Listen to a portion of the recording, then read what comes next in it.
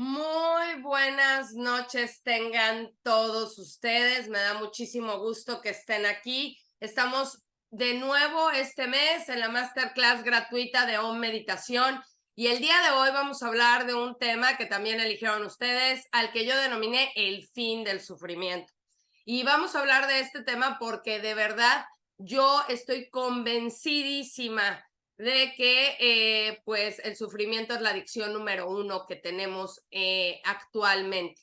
Me presento, yo soy Rosy Corral, soy psicóloga clínica y acompañante en bioneuroemoción, tengo 25 años de experiencia y la verdad es que me honra muchísimo que estén el día de hoy aquí conmigo y agradezco infinitamente que compartan su tiempo en estos momentos para dedicárselos a ustedes. Eso a mí me da muchísimo gusto.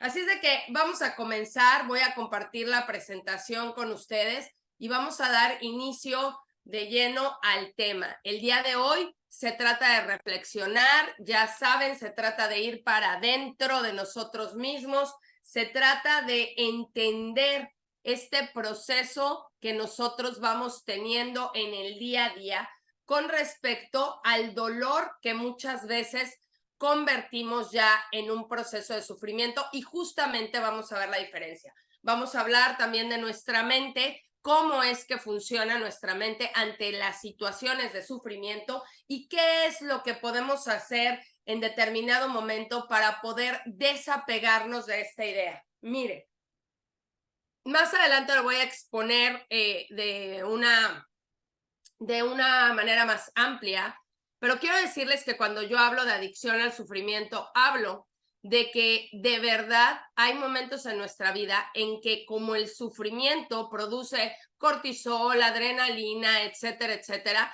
pues entonces tenemos subidones, ¿no? A la hora que sufrimos y nos volvemos adictos a estas sustancias en nuestro cuerpo. Nos volvemos a estar continuamente en ese punto de quiebre con nosotros mismos, en donde no entendemos una manera distinta de hacer las cosas. Así es de que vamos a iniciar con algunas reflexiones. ¿Qué tan conscientes están el día de hoy de sus emociones? Lo platicaba yo en la clase que di el martes en el grupo de Rosy Corral Oficial. ¿Qué tan consciente eres de tus emociones? ¿Qué tan consciente eres realmente en el día a día de lo que te está pasando? ¿Sabes que el dolor y el sufrimiento son conceptos diferentes? Esto ya les estoy adelantando un poco y vamos a seguirlo comentando. ¿Qué tanto permanecer en el sufrimiento te ha sido benéfico en la vida? Porque evidentemente el permanecer en el sufrimiento a veces nos lleva a estados de victimismo. Y el victimismo es una zona de confort. Yo estuve ahí infinidad de veces y hay veces que todavía de repente me da por quererme poner ahí en ese lugar, porque finalmente la víctima siempre va a ser la persona a la que los demás le van a decir, ay, pobrecito, ay, pobrecita.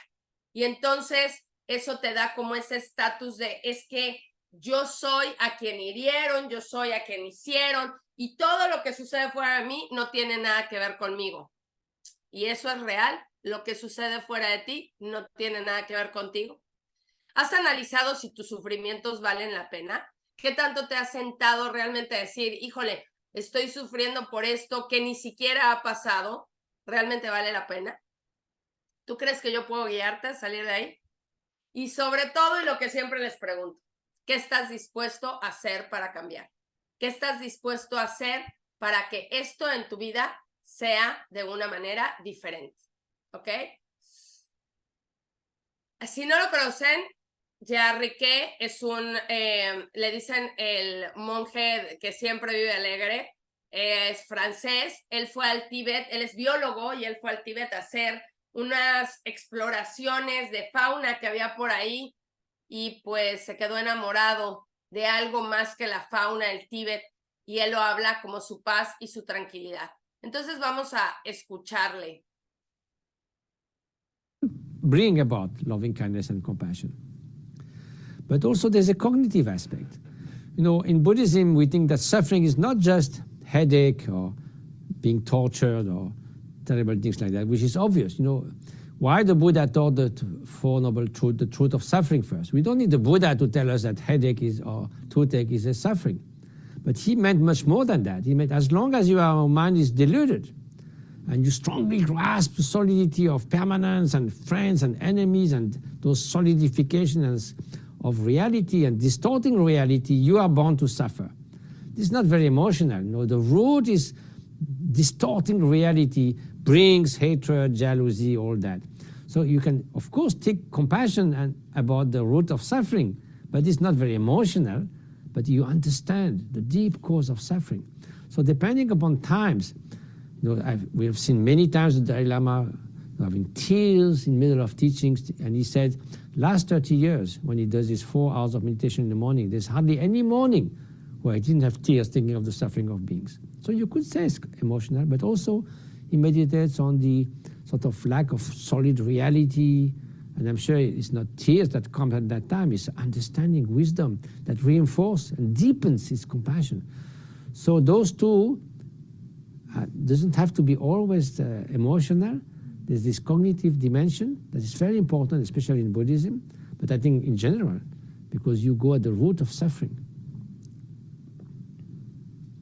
Muy bien, pues nos habla justamente, ¿no?, de cómo es que tenemos que llegar a la raíz del sufrimiento a través de entender el por qué tenemos ciertos procesos en el día a día que nos van a causar este tipo de situaciones. Y bueno, vamos a centrar nuestra atención en el sufrimiento emocional. Evidentemente, todos podemos entender que tener a lo mejor algún tipo de dolor físico me puede llevar, entre comillas, a un sufrimiento, pero aquí la situación tiene que ver con el sufrimiento emocional.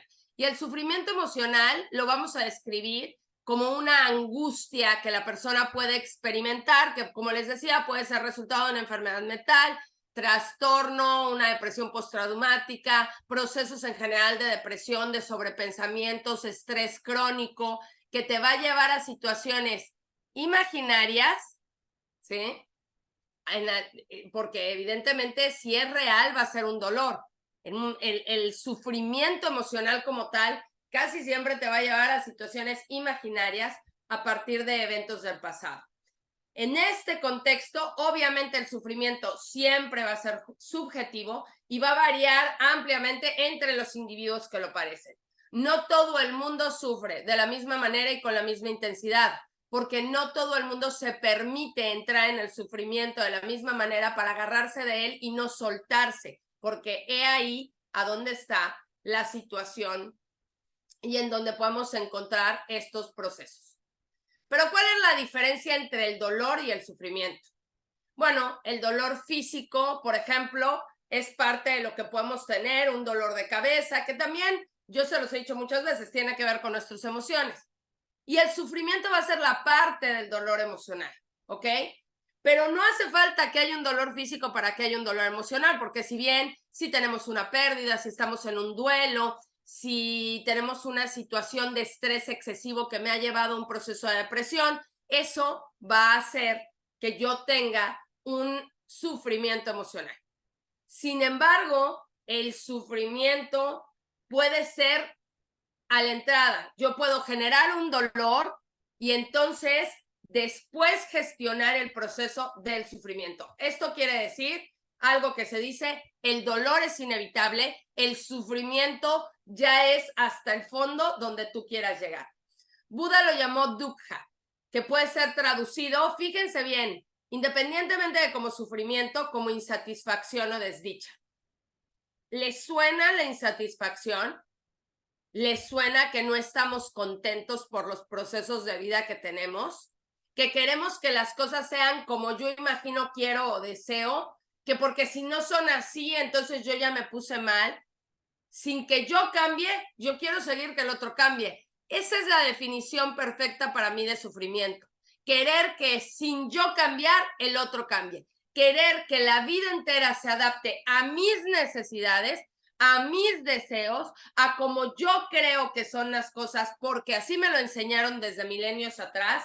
Y entonces adoptar incluso, yo les voy a decir algo, todos tenemos algo de narcisistas, porque hay ocasiones en que adoptamos este tipo de personalidad narcisista cuando yo digo, yo así soy y ni modo, y que los demás se adapten. pero eso me causa sufrimiento porque yo sé en determinado punto y en determinado momento que los demás no se van a poder adaptar a mí, que los demás simplemente tienen un proceso de vida en el que yo tengo que entender que hay factores, ¿sí?, que evidentemente pues, no van a ser lo que yo quiero que sean, ¿ok?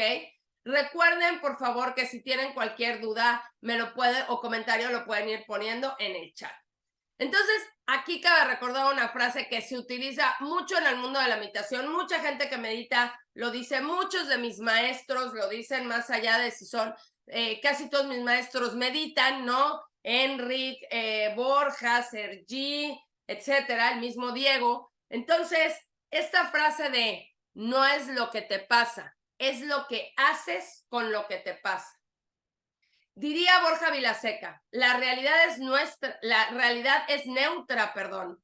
Y obviamente esta realidad que es neutra, pues me impide de repente entender ciertos procesos, entender ciertas situaciones. Entonces, dentro de esta realidad que resulta ser neutra, es ¿qué voy a hacer yo?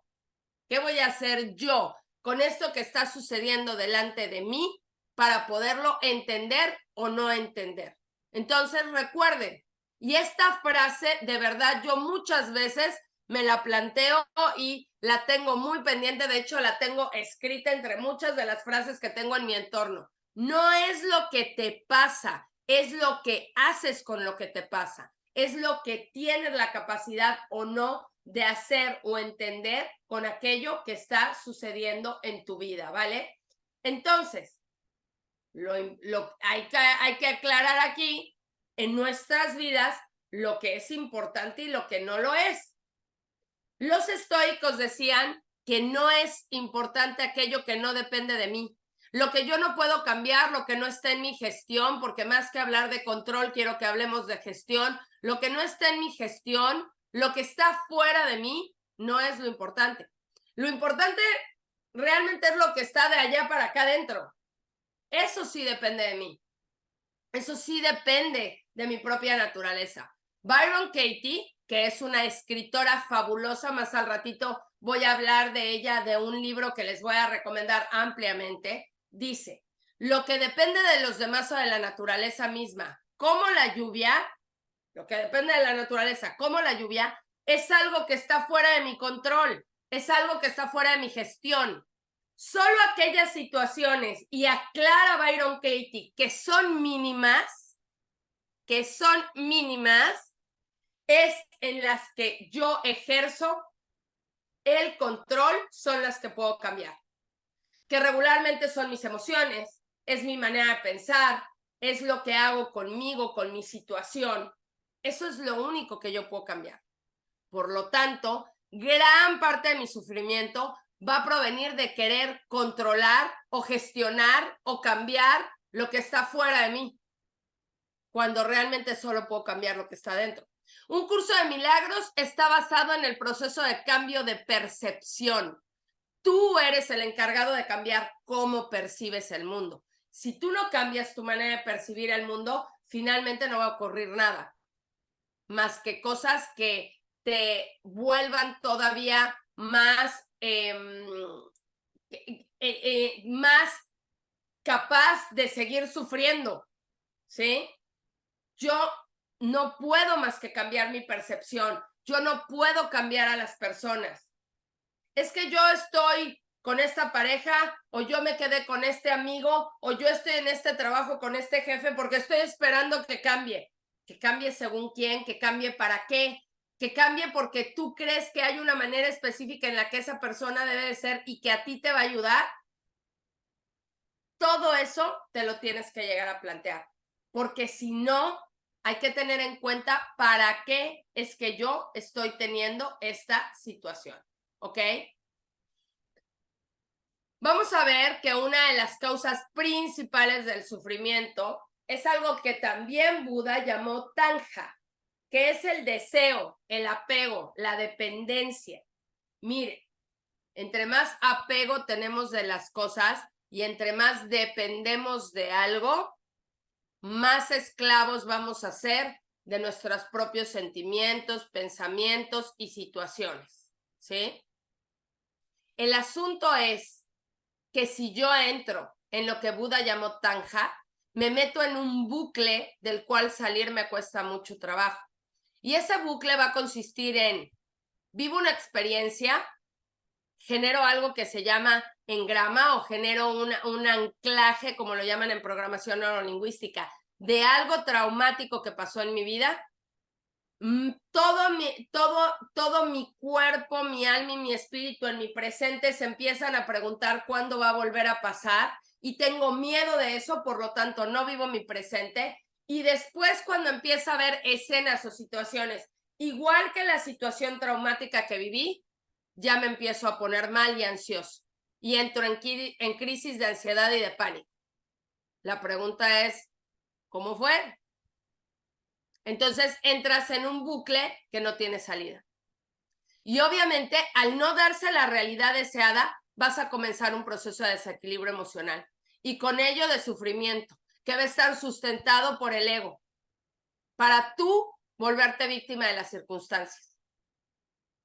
O sea, ahí es a donde yo te decía, ¿cuál es la parte benéfica de seguir aquí? Pues finalmente que tú vas a seguir con un proceso de ego. Y listo. Tú vas a seguir en esa situación.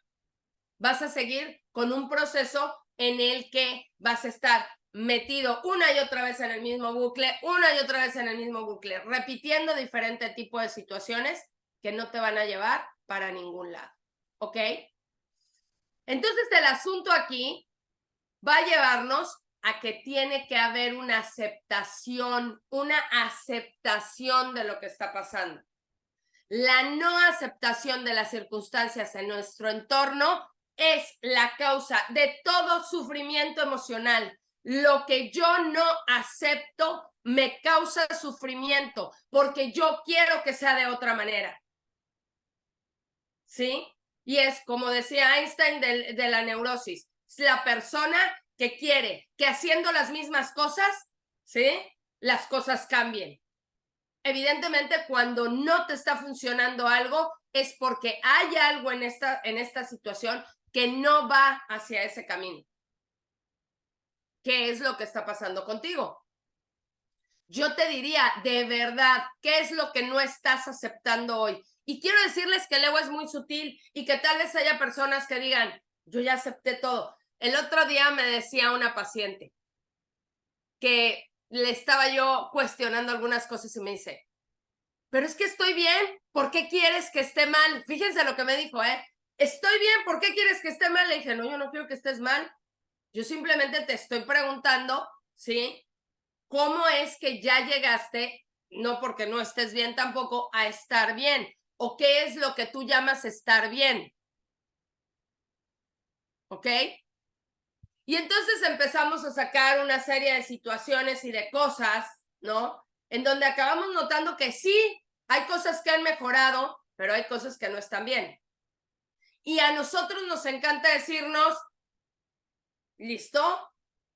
¿Por qué? Porque nuestro ego, esto es normal, nuestro ego genera un mecanismo de defensa. Cuando yo tengo que aprender de nuevo una conducta, gasto energía. Y el ego te dice, no, ¿para qué? No gastes energía en eso. Entonces, hoy, ¿qué no estás aceptando? ¿Cuál de todas tus situaciones o cuáles de todas tus situaciones sigues sin aceptar?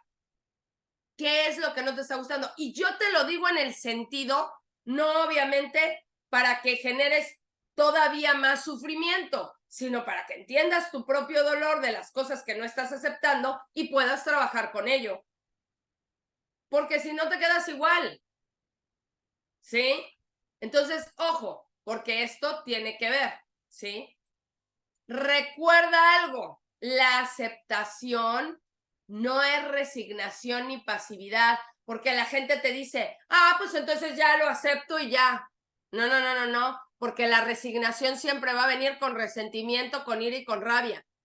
Porque entonces estoy diciendo que lo acepto, pero como decimos aquí en México, de dientes para afuera. O sea, realmente yo en mi interior digo, esto no debería estar sucediendo, esto no tendría que estar pasando, pero ya ni modo.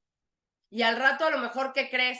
Me ando sintiendo mal de la garganta, tengo dolor de cabeza, me agarra gripa, porque yo ya lo acepté, que no entienden que yo ya lo acepté. No, tú estás en un proceso de resignación, ¿ok?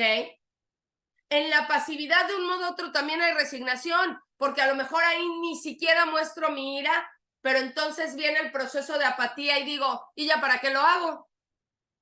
Si finalmente no va a pasar nada.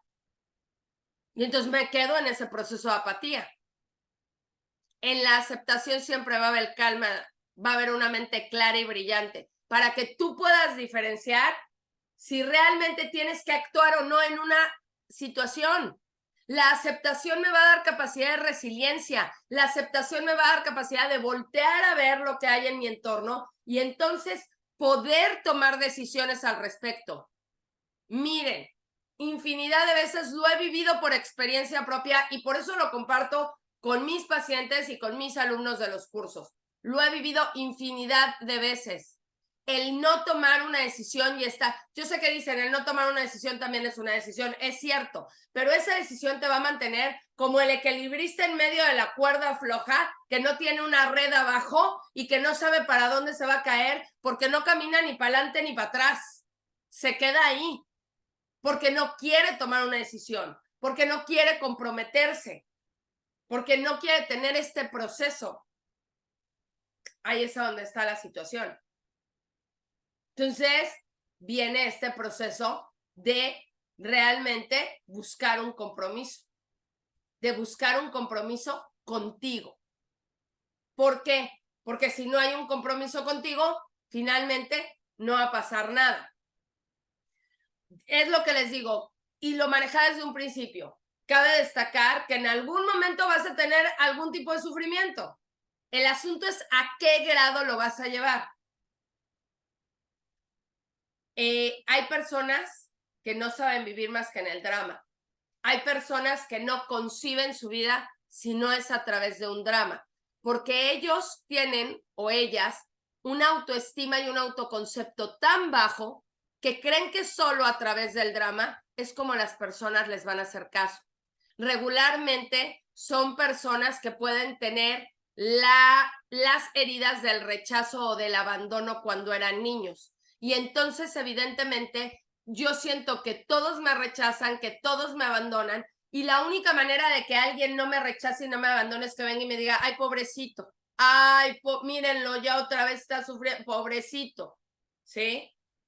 Y entonces, ahí es a donde está.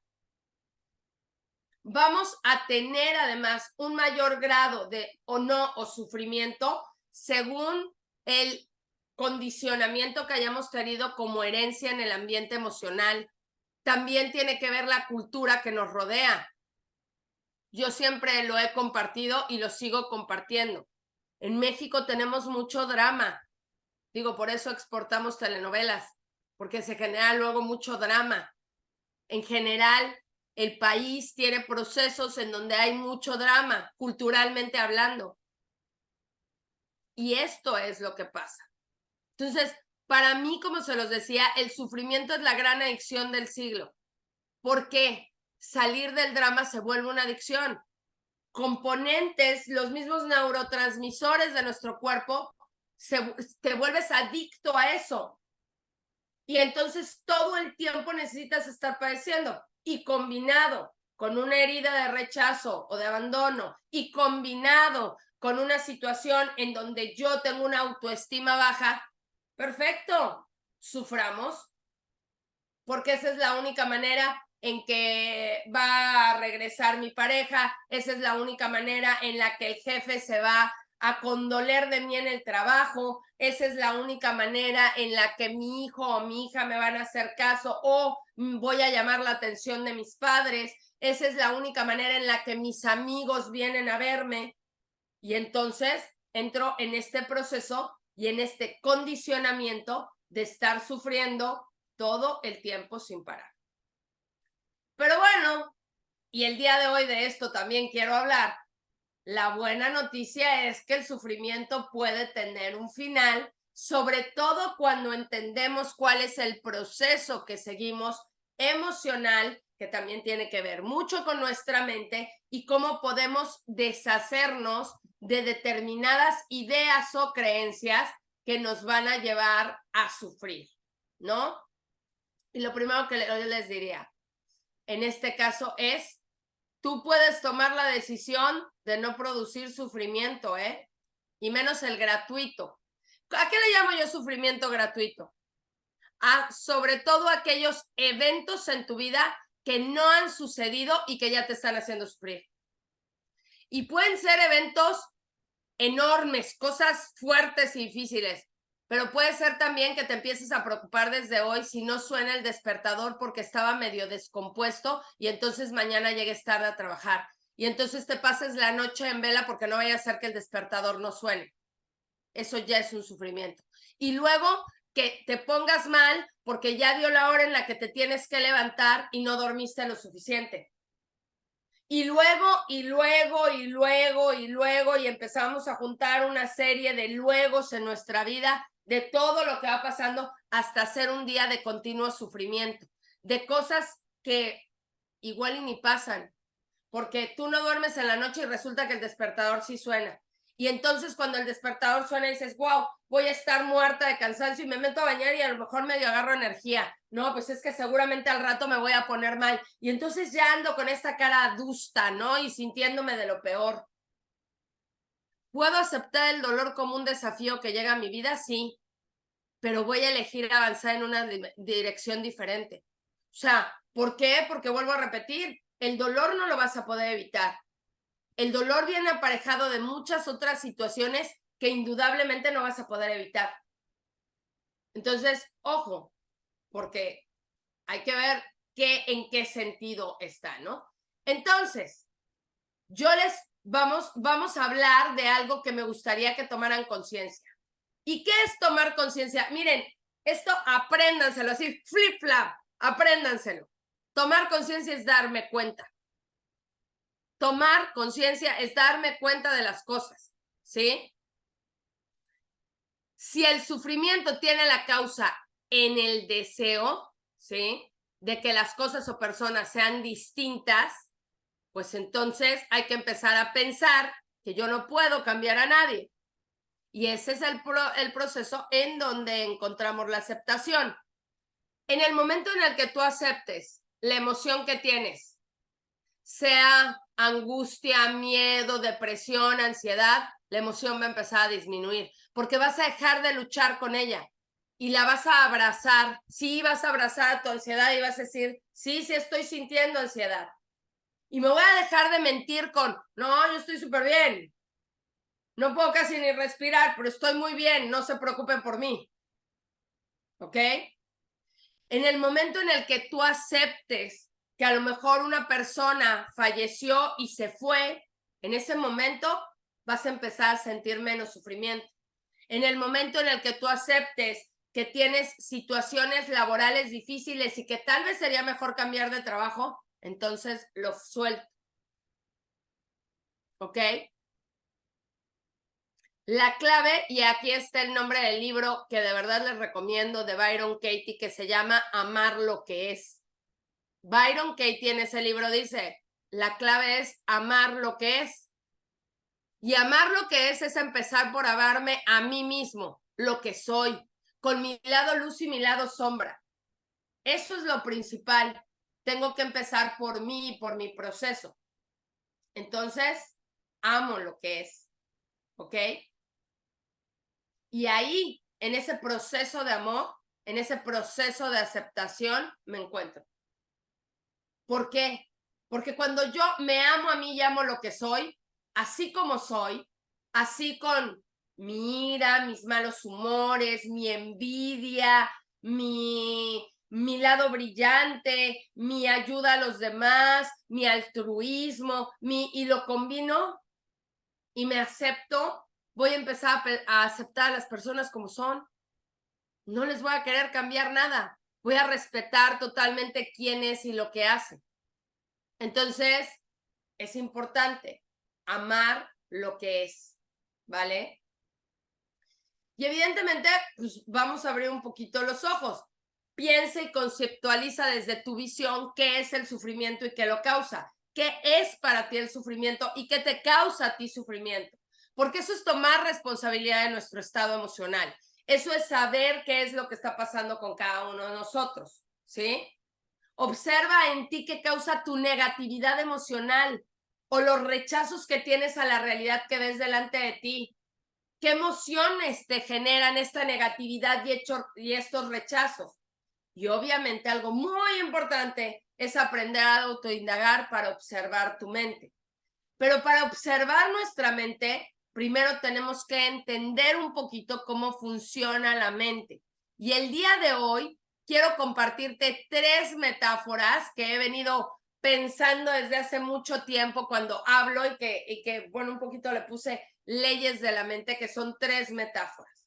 Pues miren, nuestra mente funciona como la meteorología, porque nuestra mente de repente puede estar totalmente despejada y está brillando el cielo y de repente se empieza a poner gris, gris, gris y luego negro, negro, negro, negro, negro y va a empezar a llover caos, ¿sí?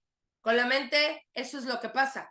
Cuando tú de repente puedes estar en estado de calma, en una meditación, en una buena respiración y de repente permites, ¿no?, que a tu mente empiecen a llegar todas estas ideas, se va a nublar y va a cargarse de sobrepensamiento y va a ser tóxica.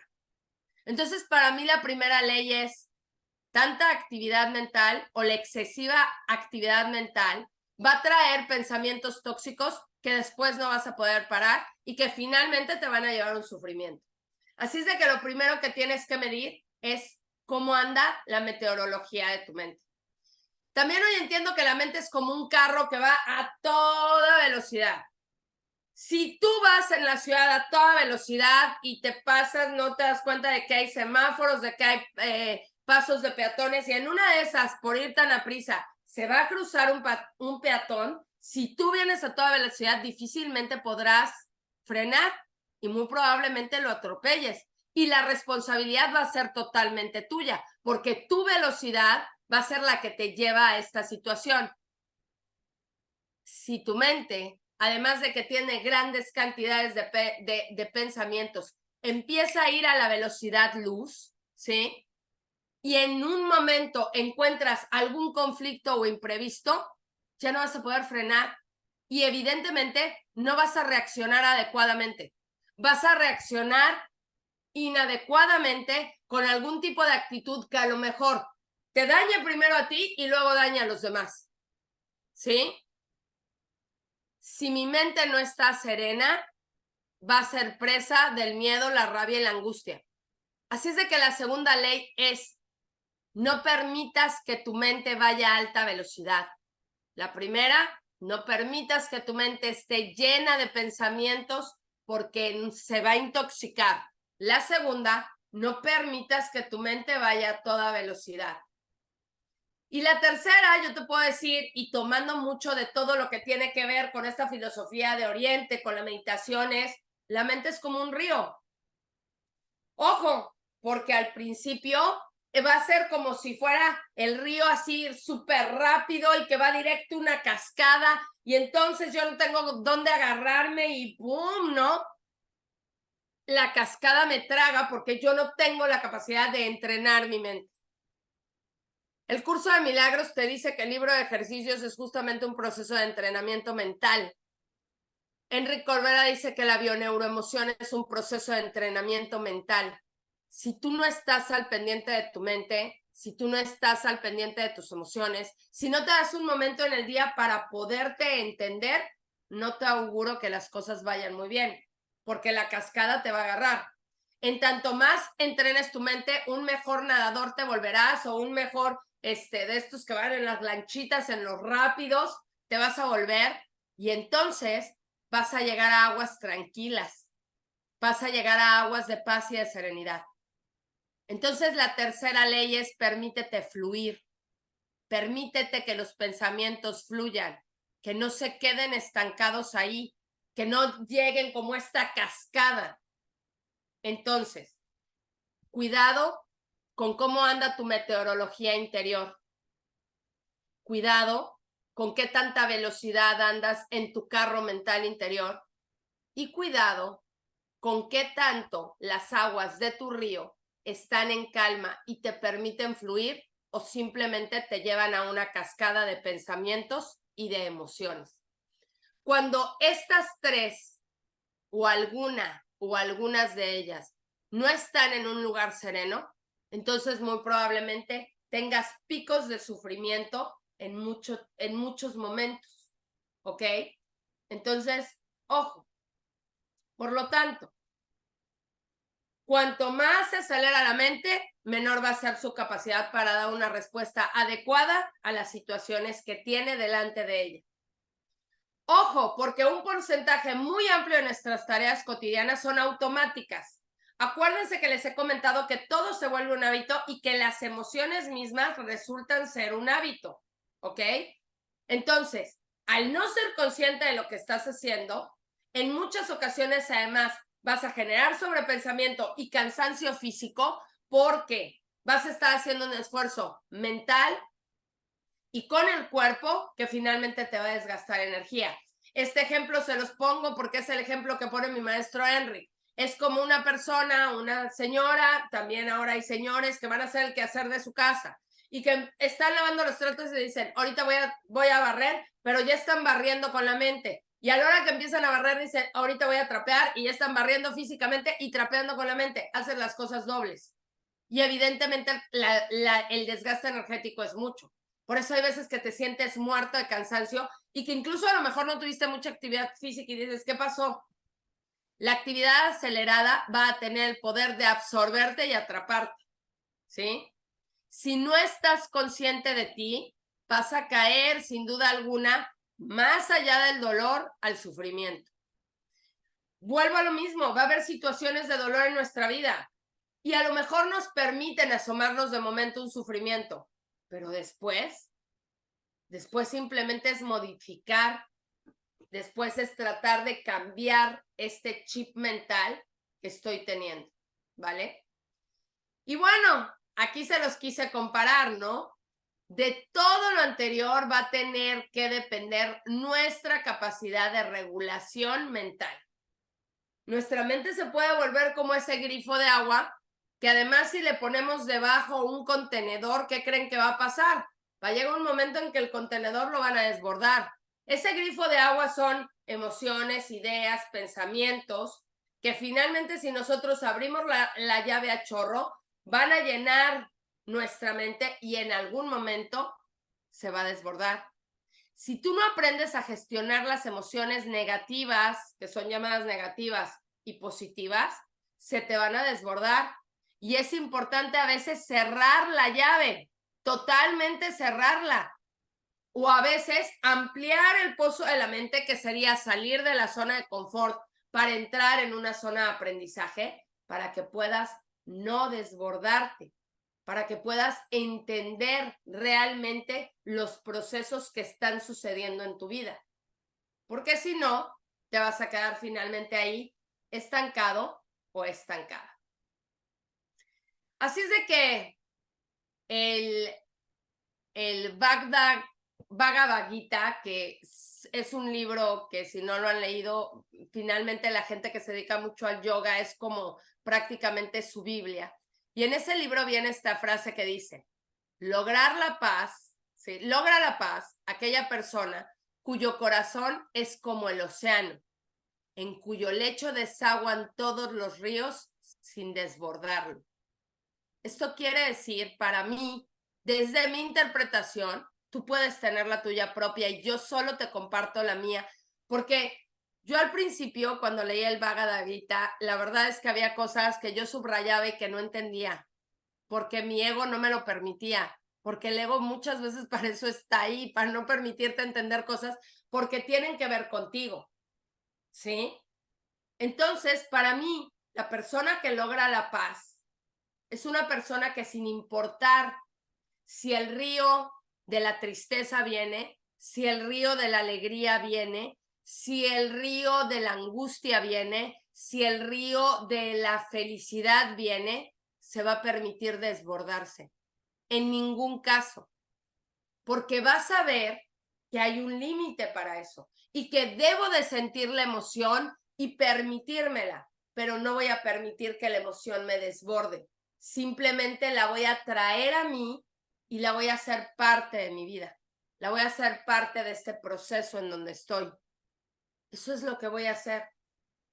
Entonces, para mí, para lograr, ¿sí?, esta paz, para volverte este océano, es darte cuenta de que estás en un rango, ¿sí?, de emociones que van de un lado a otro, que no van a permanecer estáticas, que no es, les he puesto el ejemplo, cuando el corazón hace bip, bip, bip en un monitor, este es el movimiento que hace, porque estás vivo. Y cuando ya no estás vivo, hace bip. Así es de que, pues si tus emociones hacen bip, bip, bip, bip, bip, dale gracias a Dios, porque el día que la emoción haga bip, como dice mi maestro Enrique, ya no tienes nada que hacer aquí, ya no hay nada que aprender, ahí nos vemos en el otro barrio. Obviamente. Entonces, ¿qué es lo que sucede? Tengo que aprender a no desbordarme, que es diferente de no sentir la emoción. Cuando la emoción me desborda es cuando me causa sufrimiento. Cuando me permito vivir la emoción y sentirla, es cuando además de que me entiendo mejor para qué estoy sintiendo esta emoción, qué fue lo que me llevó, para qué me llevó ahorita, etcétera, etcétera, ¿sí? Me va a permitir esta autoindagación, esta serenidad de mente para poder volverme el observador de mí mismo, el observador de lo que estoy sintiendo, de mis propias emociones. Entonces, pues evidentemente esto es lo importante, ¿no? Obviamente, pues meditar es una de las mejores maneras para que nuestro grifo de agua se cierre, porque va a fortalecer nuestra atención y nuestra conciencia, ¿ok? Recuerda que tú eres el único dueño de tu mente, ¿eh? Tú eres el único responsable de tus emociones. Cuando tú dices, es que fulanito me está manipulando, es que sutanita me está haciendo tal cosa, yo te diría, es que me hizo enojar. Ese es uno de los favoritos de todos, tuyo y mío, porque estoy segura de que alguna vez lo has dicho. Bueno, igual y tú no lo has dicho. Yo sí lo he llegado a decir en varias ocasiones. Es que fulanito o sutanita ya me hizo enojar. Es que nadie te hace enojar. Es que tú te enojas porque alguien te tocó una herida y entonces te sentiste mal. ¿A quién le das el control de tu vida? Muchas veces les pongo el ejemplo de yo tengo mi control del clima y yo sé en qué grado lo tengo porque si siento más calor, menos calor, más frío, lo que sea. Si yo le doy el control a cualquier persona, pues esa persona es la que lo va a poder poner en el rango que quiera, sin importar si a mí me da frío o calor. Pero no es responsabilidad del otro, es responsabilidad mía porque la que le dio el control fui yo. Si yo quiero gestionar mis emociones, tengo que dejar de cederle la gestión a los demás. Es que si se enoja, es que si me dice, es que si esto, es que si el otro, ya está. ¿Ok? Entonces, las emociones son mías. Eso es lo que está en mi rango de gestión. Ahorita que les explicaba yo lo de los estoicos. Eso es lo que es importante para mí o lo que es realmente primario en mi vida. Porque eso es lo que puedo gestionar. A nadie más le voy a gestionar las emociones. Porque simplemente ni siquiera está a mi alcance. ¿Sí? Yo no le puedo cambiar a una persona la manera de pensar porque yo creo que eso es lo mejor. Entonces, ojo, ¿ok? Presta atención, ¿sí? Porque para estabilizarte y poder observar tu mente, necesitas estar en esta calma. Y de esta manera puedes observar tu emoción y darte la oportunidad de mirar tu emoción y aceptar lo que hay. Esa es la emoción que tengo. Y allí vas a comenzar a calmar tu mente. Cuando tú agarras tu emoción y dices, pues sí, estoy enojada. Sí, sí, estoy triste. ¿Estoy triste? Sí. ¿Correcto? ¿Voy a llorar? Sí, voy a llorar. ¿No? ¿Estoy contenta? Muy bien. Voy a tener mi momento de contentamiento, de felicidad. Y una vez que pase, pasó. Porque el estado ideal es el estado de paz interior. Porque ni en la felicidad ni en la depresión, en cualquiera de los dos, te puedes morir de algo que ya pase a lo físico. Entonces, ahí es a donde yo tengo que tener en cuenta qué es lo que está pasando y hacia dónde voy dirigiendo mi emoción. Algunas herramientas para apreciar tu día a día y alejarte del sufrimiento que te voy a recomendar y que casi siempre las recomiendo, y que si tienes alguna duda de cómo se hacen, me puedes contactar y mandarme un mensajito por WhatsApp y platicarlo conmigo. Uno es el diario de gratitud.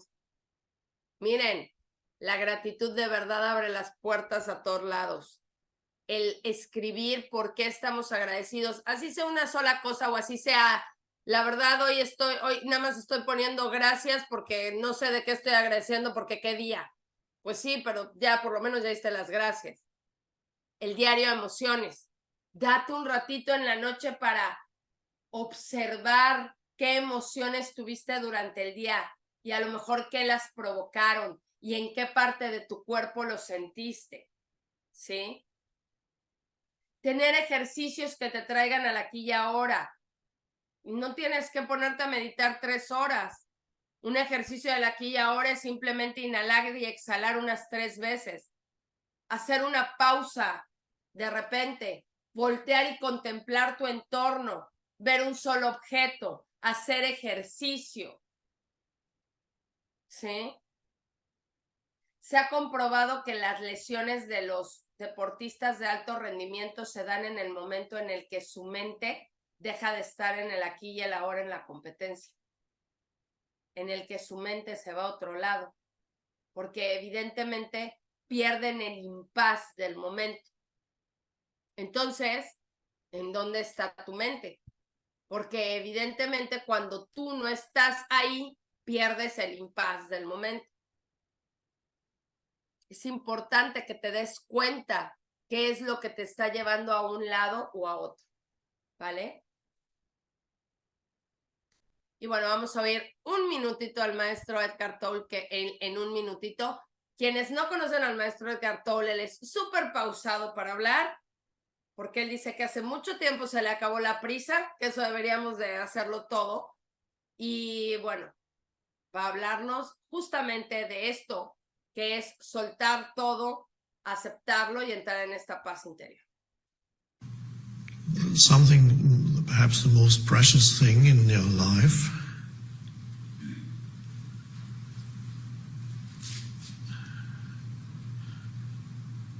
is inner peace, because no matter what you get in this world, without that, it's not really worth that much.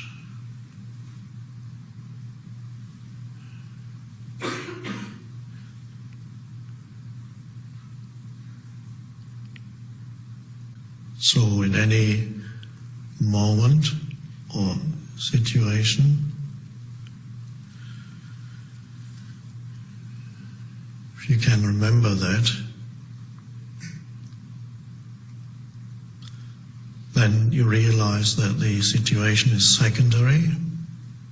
Yes, of course, you have to deal with it if it requires action. But there's always something else that's more fundamental, more vital.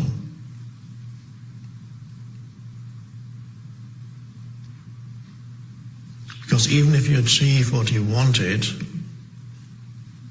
but through the action, you lose inner peace, it's not that helpful anymore, whatever it was that you achieved.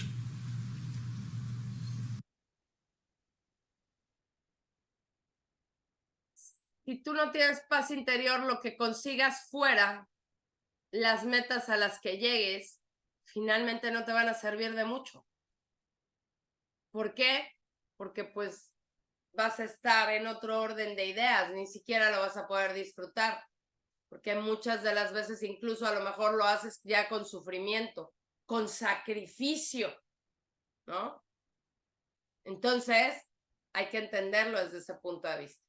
Así es de que el día de hoy quiero dejarles algunas reflexiones importantes, ¿no? La primera de ellas es a quién le estás cediendo tu paz interior y para qué. Eso es la primera. La segunda es, ¿cuánto tiempo más vas a seguir justificando acciones para evadir tu responsabilidad? Y lo digo en cuanto a tu proceso emocional, ¿sí? Porque somos muy dados a evadir nuestra responsabilidad, a evadir ese tipo de situaciones. ¿Cuándo vas a comenzar a dejar la queja y hacer algo por ti? Porque muchas veces vivimos, yo a veces lo comento con mis pacientes, con los alumnos en los cursos, es que entro en estado de me quejo y me quejo y me quejo y me quejo y la pregunta es, ¿y qué estás haciendo? ¿Sí? Porque si todo el tiempo me quejo del trabajo que tengo, ¿qué haces ahí? Si todo el tiempo me quejo de la pareja que tengo, ¿qué haces ahí? Si todo el tiempo me quejo de que mis hijos hacen esto, el otro y aquello, ¿qué estás haciendo tú si tus hijos están chicos para que resuenes así? Y si ya están grandes, ¿qué diablos están haciendo en tu casa? Entonces, ojo, ¿sí? Porque hoy es el momento de iniciar ese cambio y ustedes saben que en el momento en el que ustedes me lo permitan, seguramente que los acompañaré. La terapia es un proceso que de verdad te puede empezar a cambiar la vida, por supuesto, si tú te lo permites. Y quiero invitarles al taller de este mes. Ya saben que todos los meses doy un taller que tiene una inversión de 400 pesos o $23. Y en este caso, ser o no ser narcisista, quieres conocer al narcisista que llevas dentro o al que tienes enfrente. Voy a hablar específicamente de todo el proceso del narcisismo porque les voy a decir una cosa. Regularmente se adopta, se pone de moda un término que tiene que ver con psicología y la gente lo empieza a hacer como chicle y cree que ya lo entendió y todo el rollo. Quiero decirles que el narcisismo no tiene mucho tiempo de haber sido aceptado como un trastorno en el DSM-5, que es el catálogo que tenemos los psicólogos con 1000 cosas ahí para poner, y hay un trastorno ya conocido como el trastorno narcisista, y que sí puede llegar a ser peligroso en el sentido de cómo puede jugar con tu mente un narcisista o cómo tú mismo tienes situaciones narcisistas para poder manejar a los demás. Ahora, todos tenemos algo de narcisista, se los decía hace rato. Así es de que si ustedes están interesados, entran en un grupo de WhatsApp. En este taller yo regularmente hago ejercicios interactivos. Realmente en este taller los ejercicios van a ser más como para que tú te los quedes y hagas una introspección. Si quieres compartir algo en el grupo va a estar muy bien y si no, no haga ningún problema porque de verdad esto es un proceso, este proceso es un proceso sobre todo de introspección más que de a lo mejor cosas por hacer, sino más bien cosas por sentir, por decirlo de alguna manera. Y bueno, chicos, quedo a sus órdenes. Ahí están todos mis datos, todas mis redes sociales.